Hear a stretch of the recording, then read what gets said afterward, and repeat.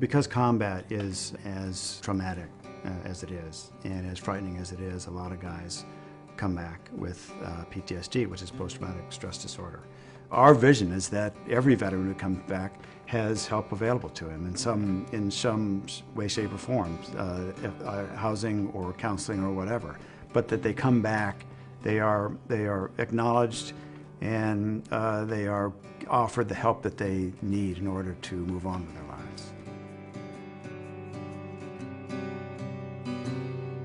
My father was Gregory Peck. My favorite film of his, probably is a favorite of everyone's, To Kill a Mockingbird. That was him at his most natural and his most powerful. The moral authority that he showed in that film was really extraordinary. In 1966, I got a draft notice over the summer. And there isn't a draft today, but in those days, you were called and you had to go.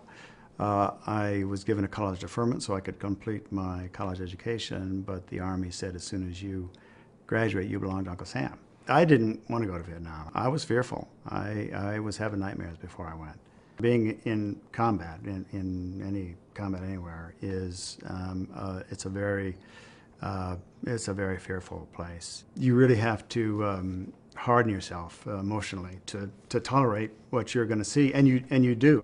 I realized that I had thought very little of home. I was a 20-year-old guy. I had not thought of women. You know, I mean, sex leaves your consciousness. You're so focused on staying alive and keeping those people around you alive.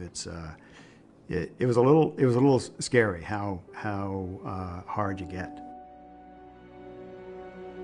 After I got back from Vietnam, I handled it by pretty much avoiding it. I didn't talk about it. I didn't talk to other veterans.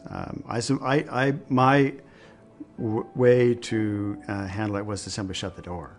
I probably had PTSD to some extent, didn't know that. Was having trouble kind of focusing and moving forward, having difficulty envisioning a future for myself. Kind of by chance, in the mid-'80s, that I ran into a group of veterans, and I just discovered that a lot of the feelings that they were talking about I had. And that was a revelation to me, because I said I had shut the door. So that they were talking about things that were inside my head was pretty revealing. So that was kind of the beginning of a long process that I went through to really let it out. There was a lot of mental illness, a lot of combat trauma among Vietnam veterans, and a lot of them were not handling it well, and a lot of them were committing suicide. Many more than actually died in the war. I think I'd heard over 100,000, 58,000 died in the war, and I'd heard over 100,000 died of suicide. It's really important for us to recognize how war affects people, and it's going on today.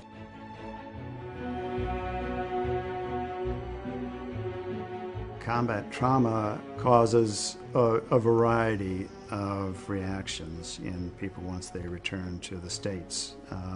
Hypervigilance, you're constantly aware of things because you've been in a fearful state for so long, you get vigilant of every movement, of every sound. Guys like to sit in restaurants with their back to the wall, so no one, I still have the startle reflex. I don't like people coming up behind me. It causes anxiety, depression, uncontrollable anger. Guys come back and they get in fights with their wives, they yell at their parents, they have a hard time focusing because it's these intrusive thoughts that you simply can't get rid of keep coming into your mind. Your psyche just doesn't know how to handle it, so there is a lot of unwanted reaction to that, and they simply can't kind of get through the day and focus on anything. Their mind is constantly distracted. It can be extraordinarily disruptive. It can cause their families to kick them out of the house, their wives to divorce them. Some treat it with alcohol and drugs. So it can really have a destructive effect on people. In the Vietnam era, we weren't seeing guys for 7 or 8 years afterward. Now we're seeing guys as soon as 3 to 6 months after they get back.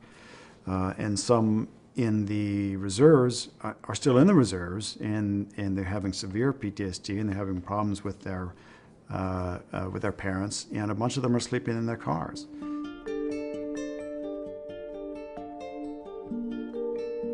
Southern California has the dubious distinction of being the capital of homelessness. In '89, I got the opportunity to make a film about the combat experience called Heart of the Warrior. These guys talk very honestly about their experience. It's a relief for a combat veteran with PTSD to hear about someone else with common feelings and emotions. It lets you know that you're not the only one that has that kind of reaction to your combat experience. Seeing it with other people showed me that people could be helped by such a film, and once you start helping people, it's hard to stop. After I'd made this film, I actually started a nonprofit and began focusing on helping homeless veterans groups. I'm now the president and CEO of U.S.VETS, and we provide housing and a variety of services, particularly employment and counseling services for homeless veterans. Since we've started, the homeless veteran population in America has about been cut in half. U.S.VETS started with a single facility in Inglewood, California, in 1993. At this point, we have grown to 10 facilities. We have about 2,100 guys sleeping in our beds tonight. Sadly, there's a need because there's well over 100,000 veterans who are still homeless. The family population among all homeless and among homeless veterans is growing faster than any other population, largely women with children, because the number of women that are being deployed, 14% of the people in the military are female, and women who have combat trauma and military sexual trauma and have children. So that's a very complicated case to deal with. And so we've just started a program at our Long Beach site for women with children, so that the women, while they're going through the rehabilitation that they need to go through, don't have to separate from their children. Really, I feel like we've been able to lead the way in many instances to provide new services for veterans, and that's pretty thrilling. That's pretty great. Linda Miles is one of our really extraordinary stories. She was addicted, was bipolar, had been on the street on and off for several years, and finally decided to make the move to come in. That's always a great moment when it kind of clicks and they say, okay, my life really has hit bottom. I can do something better with my life. And so after she went through our program, she stayed with us as a volunteer and then as an employee, and she went on to get both her bachelor's and master's degree, and is now on our board of directors. There's a lot of stigma against admitting that they have combat trauma. There's certainly a reluctance to revisit it. It is such a painful experience, so like I did, they want to come back, shut the door, and move on with their lives. And our job in this new program, and I think for everyone, is to convince them that it is really important for them to address this issue now, to begin to talk about it and to normalize it, because if they don't, it can come back in so many negative ways, and that's what we're trying to avoid. We're trying to avoid these guys tumbling over the next 4, 5, 6 years and becoming homeless and losing their jobs and losing their families. If we can get to them, get them to talk about it, get them to admit that they have a problem and deal with a problem, then they're going to be a lot better off than they will be if they don't address it. Hope, I think, is a future that you look forward to.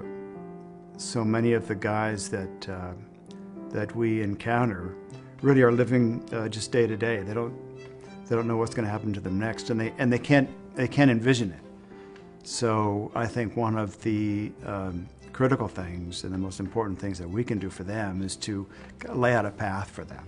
This is how you can get from here to there. This is how you can get from where you are now to where you want to be, and that's really important.